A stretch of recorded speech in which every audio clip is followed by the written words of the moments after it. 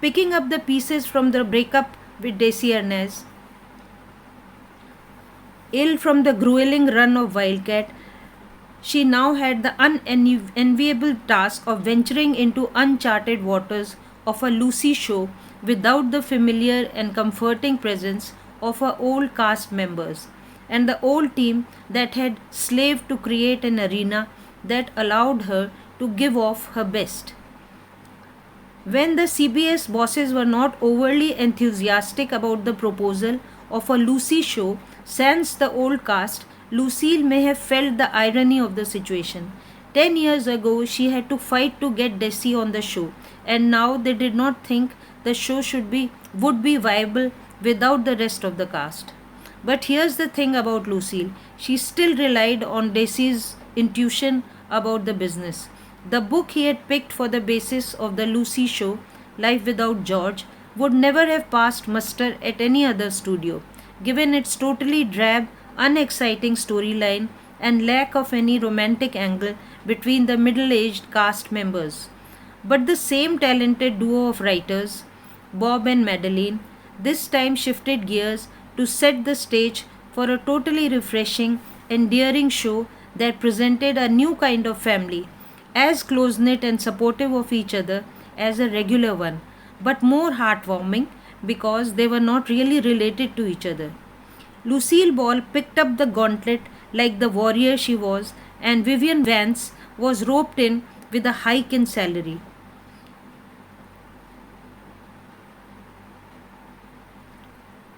The Lucy show started with little fanfare.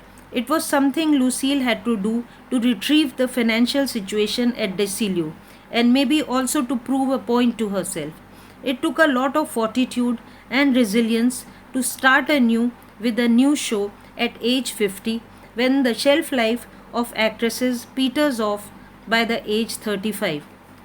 But Lucille had always defied existing norms at every level, and most importantly, she seemed to have an intuitive sense of timing. After a fairly successful stint in films, working in four of the biggest studios of that time, she decided to try out the medium of radio, which was easier as far as wear and tear were concerned. In many of her films, she got hurt and injured when she tried to do all the stunts by herself. This recklessness might have been born out of her mother's early expectations of her to do chores and tasks which were beyond her years, which she managed to do anyway. Her brother Fred also said in an interview that hard work was part of their family routine in their growing up years. This may have contributed to Lucille's work ethics all her life. When she agreed to do the Lucy show, Lucille was emotionally fragile, past her prime, and had only her immense talent, ingenuity, and reputation at hand to pull off another challenge like this. When the studio had misgivings about her ability to pull off another hit show, she simply did what she did best: work really hard and do her best under the given circumstances, and then wait for the verdict. There came a time when, after every season, she would declare she was quitting the show, and the studio bosses would scramble to plead with her to return for another season, which she would, but not before her terms were met. There was no doubt that her fans loved her in this new avatar of a zany matron trying to improve her circumstances through crazy, but to her, doable methods. I love the Lucy show for its mesmerizing display of skills, songs, routines, dances, guests, all revolving around that resourceful yet childlike, optimistic, fun loving character who is sensitive about her age and the red color of her hair. Completely blindsided though she may have been by Vivian's act of what she considered treachery at this juncture, Lucille was not the one to allow a setback to get the better of her, especially now that she had regained her morale and self esteem. Rejecting the suggestion that she stop doing her show now that her comrade in arms was gone, she determined to carry on with her only remaining long-time co-star, Gail Gordon. By now, other writers had pitched in to help Bob and Madeline, and they convinced her they could deliver the goods if she was game for it. Once again, Lucille, with the strong willpower and courage of her convictions, shifted mental gears to give an almost brand new twist to the Lucy saga. This time, she would be the nearly solitary attraction of the show, minus even the children, who were written out along with Vivian Vance. Even though she was now the boss, her approach to her new responsibilities was, as usual, modest and low key. Her whole focus was on getting out a show which was up to her fastidious standards, and for this she was willing to slave for long hours at rehearsals, doing stunts and routines other actors would never condescend to do. Neither did she demand the perks due to a central character in a popular show. The main characters in the Lucy show wear the most ordinary, in fact, shabby clothes. There were no extravagant sets. The whole show rides on the supreme comedic persona of Lucille Carmichael and her trusty companion Vivian Bagley. And the laughs, fun, and tragedy, the two are able to interject in the proceedings. Their only support are their faithful team of writers who manage to come up with just the right material for their muse, who takes their efforts to new heights. Even when Vivian Vance left the show, Lucille Carmichael continued to charm and enthrall her fans with her mad, merry ways. By now, Lucille Ball had become a Hollywood mogul in her own right. In fact, a woman who had gone where no man had gone before. Certainly, no man had single handedly retrieved the fortunes of a beleaguered studio with his own hit show, as well as greenlighting two epoch creating shows under their own banner like Star Trek and Mission Impossible, when all her advisors thought it was a risky move. Just a suggestion that she liked the show Mannix was enough to save it from being pulled off the air. Later, it went on to run for many seasons to great success. The fact was that by this time Lucille Ball was a force to reckon with, and behind her back her peers conceded she had balls. This was also the first time that she evaded any major illness or injury, happily performing her physical routines like a woman much younger than her years. When she was invited to the World Trade Fair in New York in 1964, her appearance generated excitement and fan frenzy accorded to few other celebs. All through the 60s, Lucy and Desi Jr. lived with their mother and stepfather in their Beverly Hills mansion. Both mother and son have happy memories of picnics, visits to Disneyland, play acting in the makeshift stage in the garage, and elaborate parties for their friends. But the daughter seems to have no such happy memories. From several accounts in Lucille's biographies, she comes across as a moody, disagreeable child as compared to her cheerful, bright little brother. She was headstrong and difficult and seemed to constantly challenge her mother's efforts to reach out to her. The children were a study in contrast, as is obvious from the password shows they participated in as a family. Mother and son enjoying the game, while Lucy Ernaz is ill at ease and standoffish, especially with Gary Morton, who surprisingly comes across as a suave, well read, and pleasant man. For all her savvy, Lucille Ball's parenting skills left a lot to be desired. Though she professed to be strict with them and tried to follow her mother's injunctions to raise them with rules and regulations in place, her actions regarding her children may have led to many complexes and conflicts in their later lives.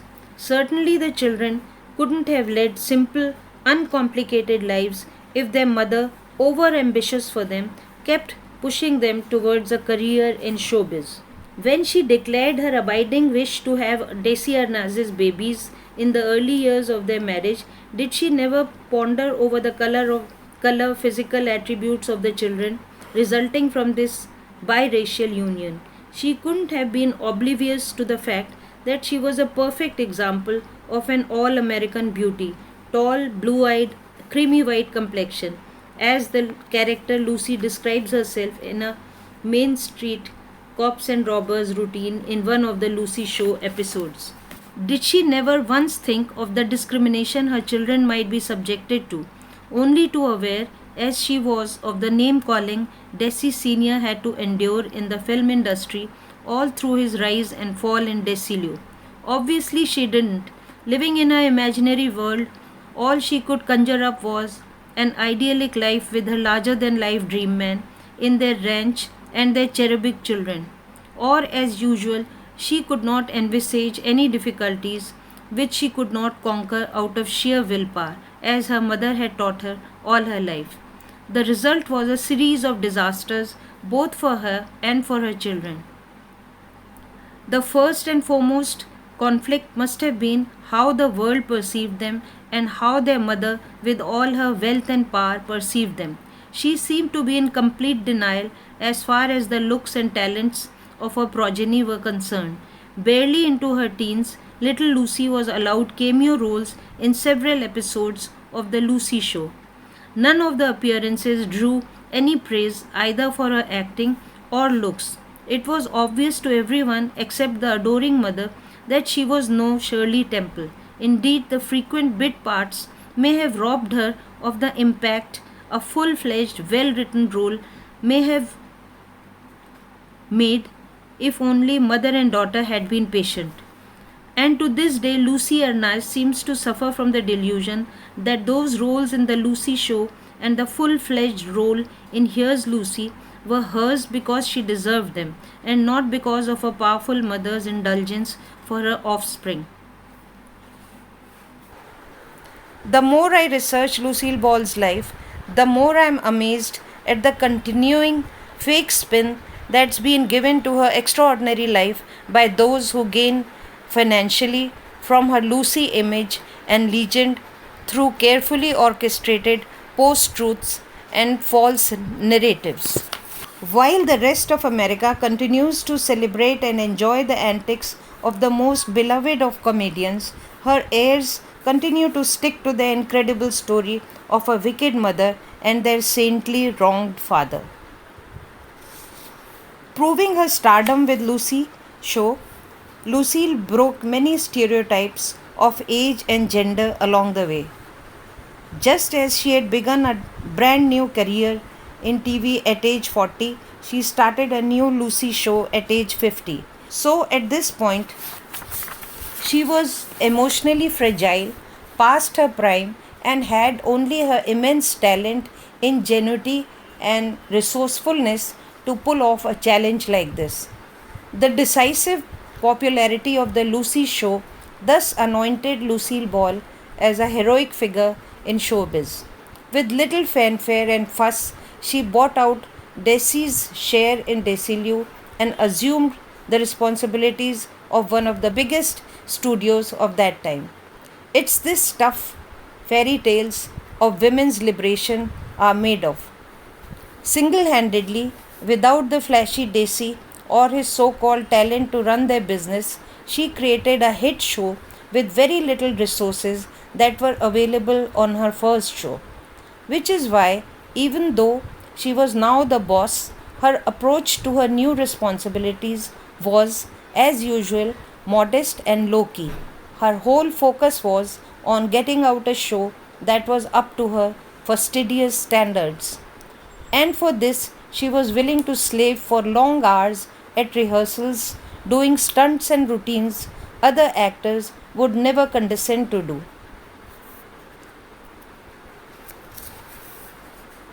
The main protagonists of the show wear the most ordinary cheap clothes, a far cry from the designer, well tailored dresses that Lucy wore in I Love Lucy. The whole show rides on the supreme comedic persona of Lucy Carmichael and her trusty companion Vivian Bagley, and the laughs, fun, and tragedy the two are able to inject in the proceedings. Here, Vivian Vance has to be given credit for being the perfect foil to the Lucy character. She was a hugely competent actress who held her own against the author backed roles of all the Lucy characters and was never upstaged even once. As opposed to over the top acting of Lucille Ball, she played the obliging but strong companion with the subtle nuances and skill of a versatile actress, with just her expressions conveying a gamut of emotions annoyance, frustration, happiness, at all. I feel this era was the crowning glory of her life, the only time when she alone was credited with her incredible success and fame. Lucille Ball was lionized and adored by press and fans alike. She became the star attraction in the 1964 World Trade Fair of New York, and she did not disappoint with her graceful deportment and charm as she enjoyed the attention and adulation of the crowds with her mother and husband. Her close friend, the famous Hedda Hopper, came along for company, and both made the imprints of their hands for Hollywood Walk of Fame. Lucille and her children. Alas, despite her personal and professional triumphs in the 1960s, Lucille seemed to slip up in her role as a parent to Lucy Ernaz and Daisy Jr. For all her claims of being a strict parent, she was overindulgent and overambitious with both. Both children were a study in contrast. While Daisy Jr. seemed a bright, amiable kid, from what one can make out from his appearances on the password game shows he appeared on with his parents, Lucy Ernez was a headstrong, disagreeable child who, from many accounts of Lucille Ball's friends, was constantly defying her mother and rebuffing her efforts to reach out. In Eleanor Harris's book, Lucille told the writer about the problems of jealousy they were having regarding Lucy, who would scratch her baby brother black and blue. In the interview with Barbara Walters, also, Lucille points out in a home movie how Lucy is pushing Daisy Jr. around. But if the little girl felt threatened by the new baby, the fault lies with the family, who apparently did not prepare or reassure her enough before the appearance of a sibling, and continued to pretend that her place was first and foremost in the family hierarchy, when in fact she must have noticed that the baby was the center of everyone's attention. The truth remains that Lucille's parenting skills left a lot to be desired, and her actions regarding their upbringing may have led to many complexes and conflicts in their later lives. Certainly, the children couldn't have led simple, uncomplicated lives if their mother kept pushing them towards a career in showbiz. Lucille's total lack of concerns for the consequences of some of her actions brought her a lot of disappointment and sorrow in her own life and made for a difficult relationship with her children. When she thoughtlessly married a short, dark man of ethnic background at a time when such mixed race marriages were frowned upon, and then declared her abiding wish to have his children, did she never ponder over the color or other physical attributes of the children resulting from this biracial union? She couldn't have been oblivious to the fact that, like her mother, she was an all American beauty. Tall, blue eyed, creamy white complexion, as the Lucy character describes herself in a Main Street cops and robbers routine in one of the Lucy episodes. And comparisons would be inevitable. As it turned out, the daughter is swarthy like her father and tall like her mother, while the son is short like his father, not the ideal mix of genes. Did she never once think of the discrimination her children might be subjected to? Only too aware of the name calling Desi Sr. had to endure in showbiz all through his rise and fall in Desilu. Obviously, she didn't. Living in her imaginary world, all she could conjure up was an idealistic life with her larger than life dream man at their ranch with their cherubic children. Or, as usual, she could not envisage any difficulties which she could not overcome with sheer willpower as her mother had taught her all her life. The result was a series of disasters and disappointments for her and her children. The first and foremost conflict must have been how the world perceived them and how their mother, with all her wealth and power, perceived them. She seemed to be in complete denial as far as the looks and talents of her progeny were concerned. Barely into her teens, little Lucy was allowed cameo roles in several episodes of The Lucy Show. None of the appearances drew any praise either for her acting or for her looks. It was obvious to everyone except the adoring mother that she was no Shirley Temple. Indeed, the frequent bit parts may have robbed her of the impact a full fledged, well written role may have made, if only mother and daughter had been patient. A role like Sofia Vergara's in Modern Family, specially written, keeping her talent and attributes in mind by the talented writers of Desilu, might have given Lucy Arnaz her own identity on which she could have built a career in the long run. Instead of trying to fit into roles that were obviously not her types, nor highlighted any special talent like the role of Lucille's daughter in Here's Lucy.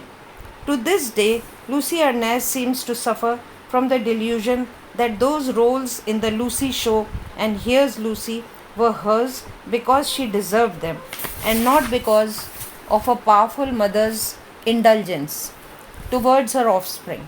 Even in her 70s, she hasn't been able to understand that it was only her privileged background that got her opportunities in her mother's shows. Even now, she never misses a chance to tell everybody who will listen how difficult it was being Lucille Ball's daughter, and this despite inheriting a fortune from a hard working mom who always declared that all her efforts were for her longed for children, to whom she remained loyal to the last. Thanks to her mother, Lucy Arnaz and her next generations will live a life of luxury even if they don't do a speck of work for the rest of their lives. If only she had not allowed her children to run away with the idea that they were highly sought after little stars, as they were probably made to feel by a doting mother and an obliging team at Desilu, they would have been more down to earth and would not have been so bitter about the rejection they faced in the real world. The astute veteran of decades of experience in showbiz had a blinkered vision where her children were concerned. She assumed that they would become big stars in their own right, and she would see to it that they would get a big launch, whether or not they deserved it. Did not seem to cross her mind. It was this keenness to see her children succeed that had devastating consequences in Desi Jr.'s life. Just because he tinkered with the expensive set of drums bought for him by an adoring mother, Lucille immediately began planning a career for him as a drummer in a boys' band, something along the lines of the Beatles. And this at the tender age of 12, when a more realistic mother would be more worried about the health, homework, and extracurricular activities of her school going son. Instead, the overambitious mother persuaded Dean Martin's wife to allow her son Dino to make up a band with Desi Jr. and an other boy, Billy Hirsch. The three kids were pushed into performing like a boys' band after the likes of the Beatles and the Beach Boys.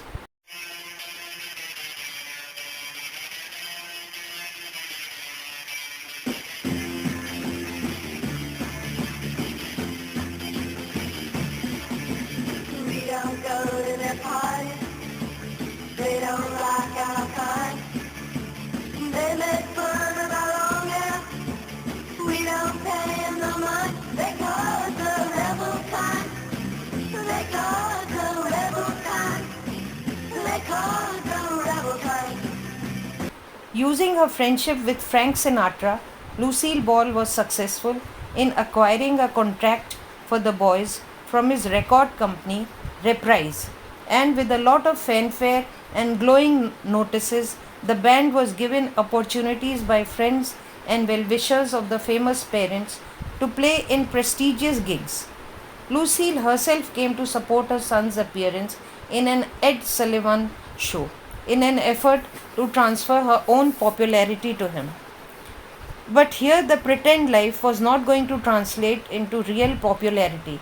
In an interview, Billy Hirsch, the third member of the Dino Desi Billy band, confessed how the records of their few hit songs were made.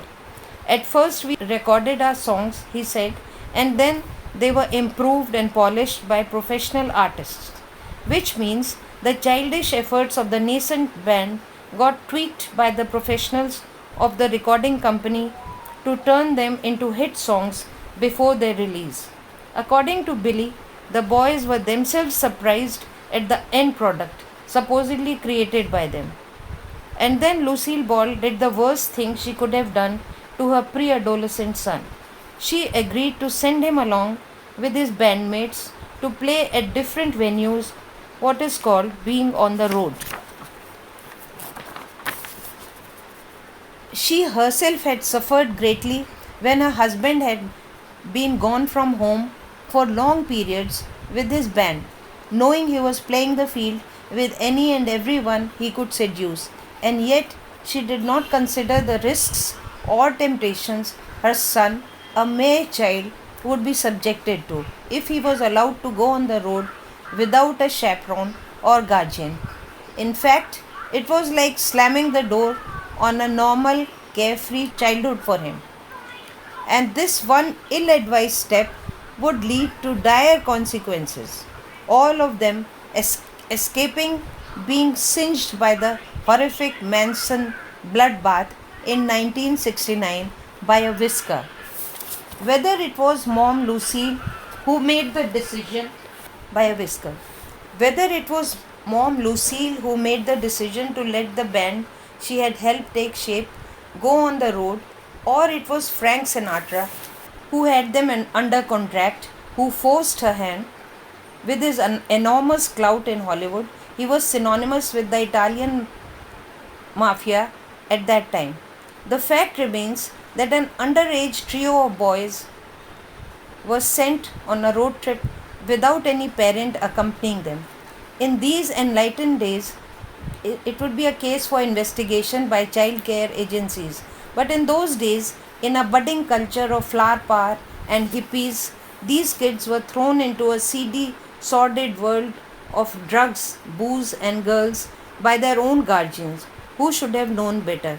Maybe here's where Desi Jr. acquired a taste for hooking up with women older than him, as he did with Patty Duke and Liza Minnelli later on. Maybe he fathered his daughter Julia on this trip. What's worse, as part of their routines, the band was made to play with another boys' band, which was being touted as the American version of the Beatles. It was called the Beach Boys and was made up of the Wilson brothers. During this interaction with the Beach Boys, Desi Jr. gravitated towards their drummer, Dennis Wilson, and both became friends. Although Desi Jr., being about 10 years younger, must have been more of a fan than a friend. He was at that impressionable age when young admirers tend to imitate the lifestyle of their idols. Dennis Wilson was considered the wildest of the Beach Boys brothers. He lived life on the edge and nobody could control him. No doubt he experimented with the drug culture, which was just starting at this time and which led to his own downfall later on in life. He was certainly not the sort of companion Desi Jr. needed at that tender age. No doubt his addiction to drugs and alcohol began from this encounter with Dennis Wilson. So, this raises the $1,000,000 question: how could Lucille Ball, at the pinnacle of success and fame, known for her prudence and impeccable sense of timing, be foolish enough to willfully push a mere child down the same path of a touring band which her ex husband had made notorious due to his degenerate life on the road? and caused her such heartache as a result. For all her claims, her children being the priority of her life, her idea of pulling them from regular school and putting her bright little boy into a situation he was not old enough to deal with at any level defies logic. This monumental mistake on her part may have ruined her beloved son's life forever, through no fault of his. By the time the sham band and its road tour came to an end, Desi Jr. had a lot of money to squander on the drugs and alcohol he had acquired a taste for while touring with the band. Lucille Ball had always regretted the fact that she had not finished her studies during her childhood and made great efforts to make up for this gap in academics by taking English tuitions from a professor for 3 years and reading good books as suggested by her mentor Leila Rogers. Her passion for word games was a part of this attempt to improve herself. She had a huge dictionary by her side in her drawing room, and at her parties in her home, the guests were expected to play word games instead of the more adult ones as would be expected from Hollywood celebs. So great was her passion for the game show Password that at one time she owned it. Her own children were quite adept at these word games, as is obvious from the old recordings of their participation in the password shows. But this mother, who went to great lengths to try to provide the best for her children, did end up ruining her only son's life at an age when nature and nurture should have blended to provide him with an upbringing which nourished his body, mind, and soul and brought out the best in him, as is the due of any child as long as they are in the care of adults. But perhaps Lucille's intuition did come to her help in the nick of time before matters degenerated to irredeemable depths. Desi Jr. was pulled back to the safety of his family just before the horrendous Manson cult related murders took place in Benedict Canyon with such tragic consequences for the heavily pregnant Sharon Tate and her friends. The intended victim of those drug fueled killers was actress Doris Day's son, Terry Melcher, who was a music records company producer. He had produced the Beach Boys music albums and so was a friend of theirs. During 1968, Dennis Wilson got embroiled with the Manson gang when he invited two of their girls to his home. Within no time, the whole gang, led by Charles Manson and about 20 females followers, descended on the hapless Wilson and made his home their own. They introduced him to acid trips, which was the new sensation amongst drug users. In Wilson's home, Manson came in contact with Terry Melcher, and the ardent Beatles fan tried to entrust him in his music, which he was vain enough to think was as good as the Beatles. Terry, on his part, did not see any merit in this creepy, aspiring musician and politely told him so on one of his visits to Span's ranch, where this bunch of society dropouts had taken shelter. To add insult to injury, Dennis Wilson borrowed a few lines from Manson's composition and added them to his song. This really triggered a storm in the twisted mind of the man who proclaimed to his followers that he was Jesus Christ. He ordered his willing subjects to revenge his rejection and what he perceived as the deception of the Wilson Terry duo by killing Melcher in his home. But another devoted mother's intuition saved her son from certain death. Doris Day persuaded her son Terry to shift from his house in Benedict Canyon to another place just 7 months before the Sharon Tate murders took place there. Sharon and her unborn child became the unsuspecting victims who were killed in the place of Terry and his girlfriend Candice Bergman in a horrifying twist of fate. Desi Jr. too escaped a great risk to him and his family. What if Manson had laid his eyes on the boy and tried to take advantage of his famous parents as he tried to do with Terry Melcher. The consequences could have been catastrophic. Though the repercussions of this ill starred debut in the music scene were no less destructive in his personal life. At age 14, Desi Jr. was hooked on drugs, alcohol, and dames just like his father, and it would take years before he could kick the habits he picked up during his short lived career as a drummer in a boys' band. Lucille Ball suffered the trauma of her son's addiction as only a mother can, perhaps ruining her own role in her son's downfall all her life. Lucy Arnaz had been the problem child from the beginning, a sullen, unfriendly girl who took her mother for granted and, from many accounts, made things unpleasant for everyone at 1000 Roxbury Drive. Desi Arnaz studiously avoided any parenting duties from the very beginning, so he was the good guy, while Lucille, who tried to instill some discipline and values in them, became the tyrant for the children, especially the headstrong daughter, who even resented her grandmother Didi, who had helped raise them from their birth. She seems to have inherited her father's penchant for driving her long suffering mother to tears and despondency by manipulating her emotions. Emotional blackmail is what it can be called in this era of putting labels on human behavior. It seems this daughter's resentment against her mother started very early in her life. Expressing jealousy towards her baby brother first, perhaps the little girl was forever in denial and, instead of coming to terms with the new addition to the family, fought against this perceived injustice and blamed her mother for all that she felt had gone wrong in her life. This later on included her father's philandering, his drunken rages, his abandonment of his family, and the failure of his empire while he was at the helm of Desilu.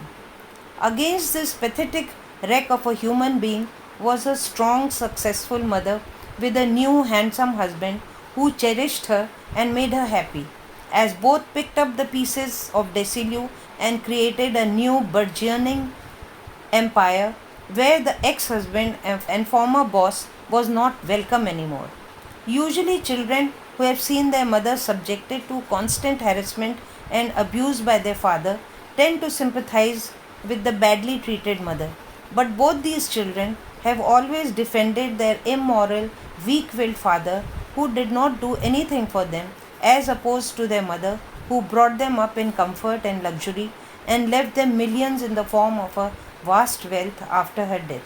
Perhaps both siblings, sensing their father's resentment of their vastly more successful mother, have mirrored his sentiments because, being deprived of any kind of independent success like him, they empathize with him rather than their hugely successful mother. For her part, Lucille revealed in an interview that her marriage was over 5 years before their divorce. They were just waiting to finish their contract with CBS. The last 3 years were difficult for them, and at least thrice they declared they could not work together anymore, as told by the Desolute team on a Joan Rivers show where they had gathered on an anniversary show. In retrospect, the divorce spared Lucille further controversy because after President Kennedy's assassination, the Cuban community came under the radar of the FBI for their role in the crime. No doubt, because of her larger than life persona, Lucille Ball would have been targeted again, so as usual it seemed her strong faith in God Almighty, encouraged by Reverend Peel, saved the day for her. Lucy Arnaz also seems to be the victim of conflict between her reality and her mother's perception of her children. Trying to fit her in Here's Lucy in roles that did not call for any superlative acting skills was a wasted effort in trying to launch her career. While in Lucille's eyes, her children were special and deserved fame and acclaim in the show biz she had conquered quite easily, for the rest of humanity, They were simply ordinary star kids from a privileged background who did not measure up to the opportunities given by their powerful mother. And when the offers did not come pouring for Lucy after Here's Lucy wrapped up due to declining ratings, she seemed to have become even more bitter and resentful of her mother. It may never have occurred to her, who as a child had always been told how wonderful she was, to look inwards for answers to the way outsiders perceived her, especially when her childish plays and performances had been applauded by famous celebrities like Jack Benny and Mary Clooney during her growing up years. So full of her own importance was she that in a chat with Dick Cavett she roundly criticized the nuns of the convent she had studied in as being too strict, probably expecting preferential treatment from the authorities even in school. Just a month after her mother's death, she was raging against her for being a control freak on the Joan Rivers show. It had been the same with her father, Desi Sr., who relied on his famous wife to promote his career in Hollywood. He had also blamed her for his failure to make headway in the industry, and accusing her of not doing enough on his behalf made married life miserable for her.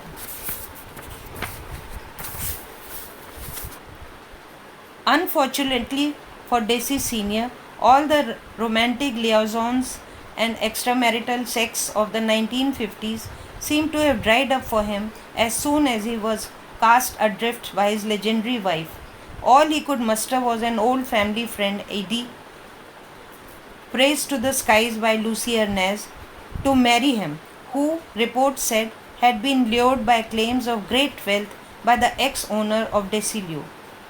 They spent their married days arguing about his gambling and drinking till both died of cancer. As for Lucille, even in her late 50s, her popularity was soaring, and apart from churning out a weekly hit show, she became the center of attraction in the World Trade Fair in 1964 and made a film with Henry Fonda in 1968, Yours, Mine, and Ours, which was a huge success.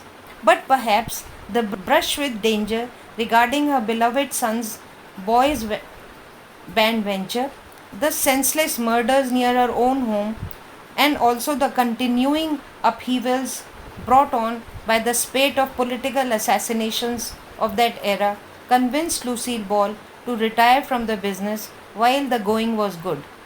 Though it was a huge wrench for her to let go of an enterprise she had helped build from scratch with a partner she was madly in love with, as usual, she did not let emotions overwhelm her instinct, which told her she no longer wanted to be in the rat race where newer and smarter people were nipping at her heels.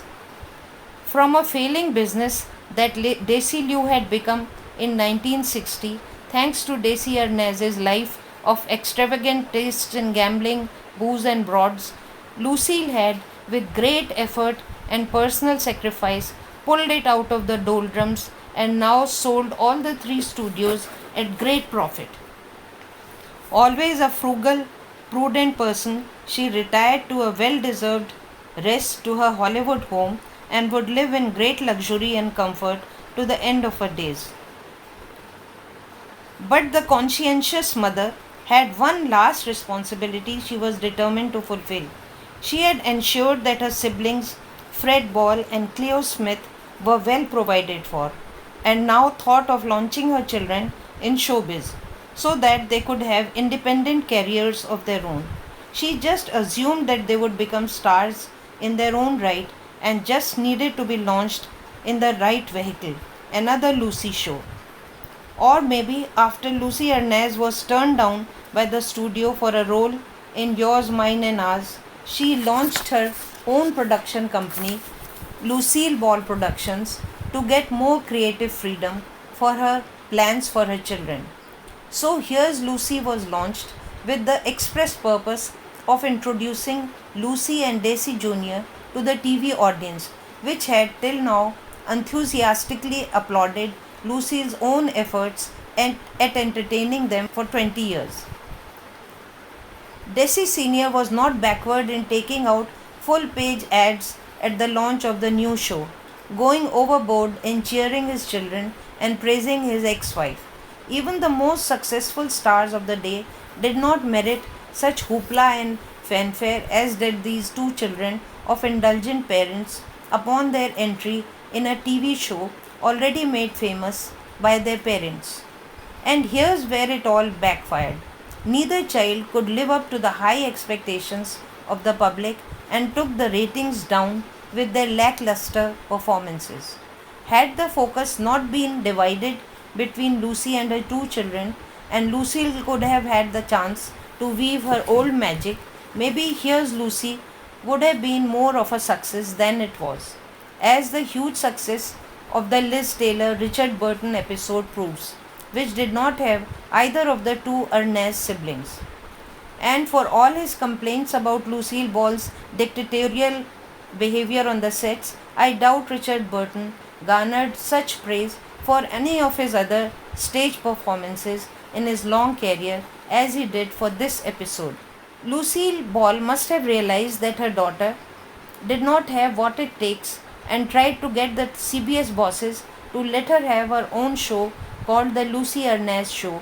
She then planned to have her old co star Vivian Vance back with her. But since Lucy did not have any takers for her own show, she was allowed to continue, and ultimately the whole show was closed down. So, in an effort to launch her children, just as she had launched their father 20 years ago, Lucille staked her own fame and popularity in the effort like before.